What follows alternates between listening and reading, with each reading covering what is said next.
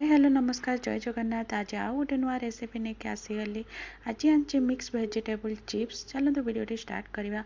मैं फूलकोबी बैगण कदली आलू बीन्स को चप लंबा लंबा सेप्रे काटी नहीं पतला पतला सेप्रे गोटे जगह को मु बाउल को काढ़ी नेली।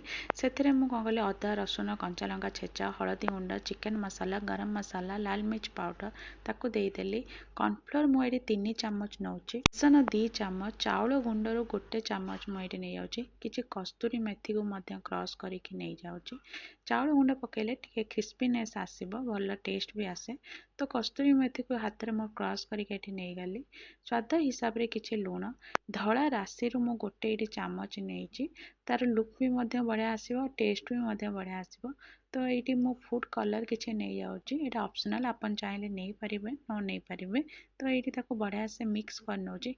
ये मुझे टोटाली पानी आगे दौनी आगे बढ़िया से मिक्स कला परे पानी ये अल्प टिके दरकार है। तो मुझे बेसी ढाली बोली जस्ट हाथ में टिके नहीं छिंची बढ़िया से मिक्स करनेली।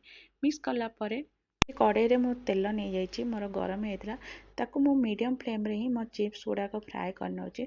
हाई फ्लेम रे कले कौन हम चिप्स हो लेकिन आम परिवा सीझी न तो सही फ्लेम रे ही धीरे धीरे ताको फ्राए करार अच्छी। तो चिप्स गुड़ा जमी आम कुरकुरा टाइप भी हम। तो ये फ्राए हो गला तो मो चिप्स गुड़ा काढ़ी नेली। से भाया भाव में मो सब वेजिटेबल चिप्स गुड़ा मु फ्राए करनेली। केते बढ़िया से कलर आसची आ बहुत कुरकुरा होता।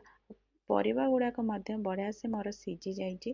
चलते प्लेटिंग करवा आपको स्टार्टर भाव में खाई पारे मेन कोर्स रे भी खाई पारे।